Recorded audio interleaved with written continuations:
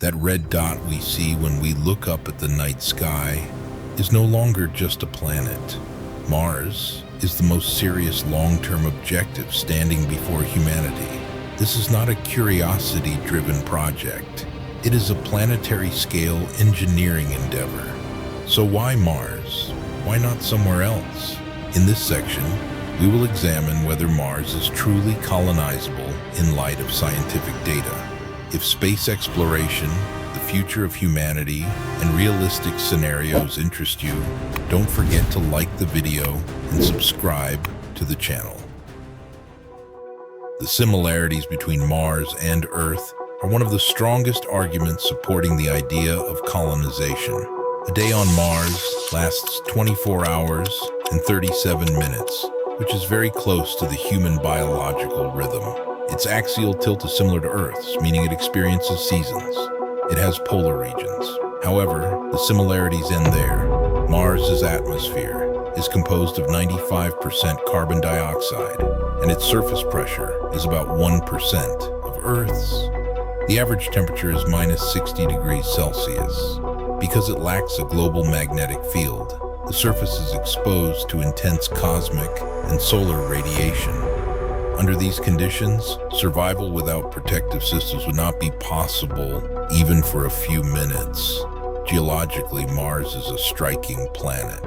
Olympus Mons, the largest known volcano in the solar system, is located there. It stands approximately 22 kilometers high. The massive canyon system Valles Marineris, stretching about 4,000 kilometers, reveals how dynamic Mars' past has been. Iron oxide on the surface gives the planet its red color. Due to the thin atmosphere, liquid water cannot remain stable on the surface for long periods. However, this does not mean Mars has always been this way. The data we have today indicates that billions of years ago, Mars was warmer and wetter. Ancient riverbeds, delta formations, and lake traces have been clearly identified. NASA's Perseverance rover is examining an ancient lake bed in Jezero crater. The goal is to find fossilized traces of microbial life. So far, no direct evidence of life has been announced, but organic molecules and minerals that interacted with water have been detected.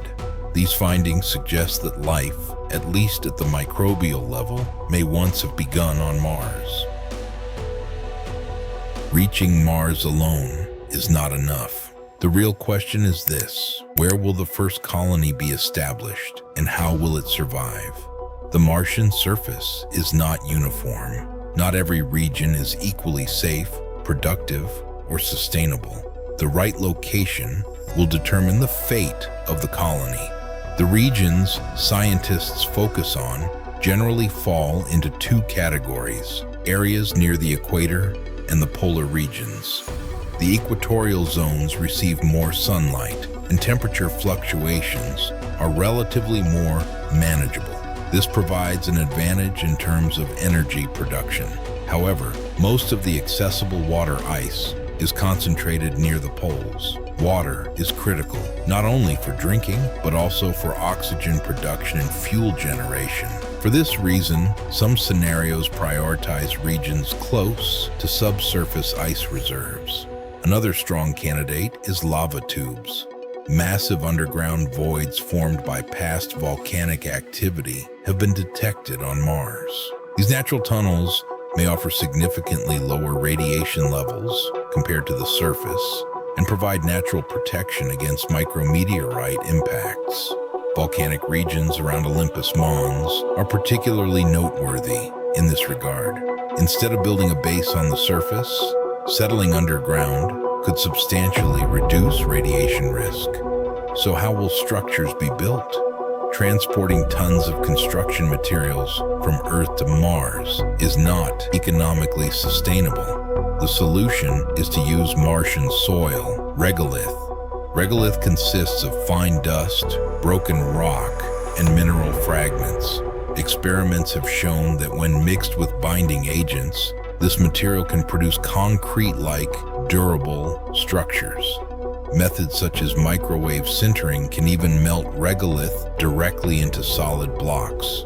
In other words, Martian soil itself can become the colony's primary construction material. Reaching Mars is a major engineering achievement, but the real issue is surviving there every single day. On Mars, life support systems are not a matter of comfort. They are a matter of existence. Water, oxygen, and food. If any one of these fails, the colony fails. For survival to be sustainable, waste management is critical. In a Mars colony, the concept of trash must nearly disappear. Organic waste would be recycled into fertilizer. Human waste would undergo biological processing and be reintegrated into the water and nutrient cycle. Closed-loop life support systems would filter carbon dioxide from the air, purify water, and return it for reuse. Recycling technologies tested aboard the International Space Station provide the foundation for these systems. On Mars, sustainability is not optional, it is mandatory. People living in a Mars colony would be millions of kilometers away from Earth, confined to a limited community, an enclosed environment. Due to communication delays, real-time interaction with Earth would not be possible. Social isolation, monotony, and confinement stress could create serious psychological pressures. Antarctic research stations and long-duration space missions provide some data, but isolation on the scale of Mars has never been experienced before. Psychological resilience may prove to be just as decisive as technical competence. Surviving on Mars is not only about producing water, generating oxygen, and growing food. It is about maintaining both the human body and the human mind within a closed ecosystem. Every system is interconnected, and a failure in one can trigger a chain reaction. Establishing a base on Mars may be possible. Surviving there may also be possible. But the real turning point is this: what happens when a society begins to form on Mars?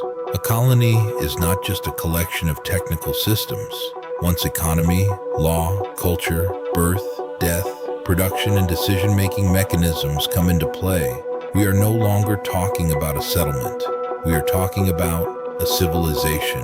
An even more ambitious idea is terraforming, making Mars globally habitable, thickening the atmosphere, increasing surface temperatures, and enabling liquid water to remain stable on the surface may be theoretically possible. Methods aimed at releasing carbon dioxide to trigger a greenhouse effect could warm the planet. However, current scientific data suggests that Mars may not possess enough accessible carbon dioxide to sustain such a transformation. Moreover, the process could take thousands of years. Terraforming is not a short-term engineering project. It is a planetary-scale endeavor measured in civilizations, not decades. With today's technology, transforming Mars into an Earth-like world does not appear feasible. The most realistic scenario suggests that Mars will remain an outpost dependent on Earth for a long time. Yet history shows that small settlements can evolve into independent civilizations. Mars may follow a similar path. Perhaps the issue is not escape. Perhaps it is expansion. Going to Mars does not mean abandoning Earth. On the contrary, it may help us better understand Earth's value. At this moment, there are no cities on Mars, only robots. But the plans exist, the technologies are advancing, and the timeline is moving forward. For the first time, humanity is seriously discussing permanent life on another planet. The question is no longer, can we go? It is, can we sustain it? And perhaps more importantly, what kind of civilization will we build?